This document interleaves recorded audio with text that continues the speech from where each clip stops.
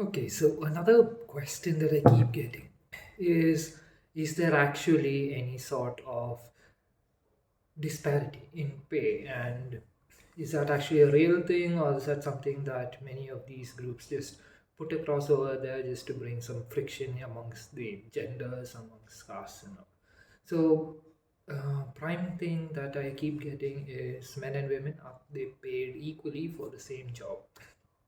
Now, in an ideal world, yes, that's how it's supposed to be. Two people, same level of competence, same background, doing the exact same work, they're supposed to be paid the exact same thing. However, we tend to notice that even though they may have started at the same level, over the course of maybe some 5 or 10 years, you might start seeing a small gap. And there are many reasons that's attributed to why one gender is getting more than the other. But to make it like in the shortest possible way, there are certain reasons why men tend to actually get slightly higher pay. And the prime reason for that is promotion. Any thought process into why a person is getting paid more is probably because they got promoted more, or chances are that they bargained or they actually asked for raises, which in many cases organizations do give. You do put yourself in maybe a bit of trouble where they might actually think of you as greedy, or they might actually have a feeling that maybe you're asking for too much.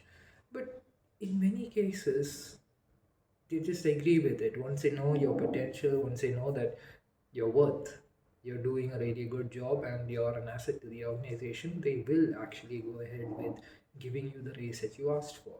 And that's one point that I've seen where many women tend not to be so assertive, and they just fine, they'll see my good work, they'll will give me my promotion, and it usually doesn't happen that way. Only if you do ask for it, then you actually end up getting it. And that's something that I've seen, uh, both men and women. But people who tend to be a little passive, they tend to get a little stuck with respect to pay. So again, how do we solve that? Simple. There are traits which are comparatively masculine in nature, which are agreeable, which many people would consider to be better, where you can actually start asking questions. It's a bit of a risk, but men are known to be taking foolish decisions, risky decisions all the time, and this is just one of them. They'd be fine. I'm just gonna ask for the raise. If they're gonna put me out of the organization for that, so be it.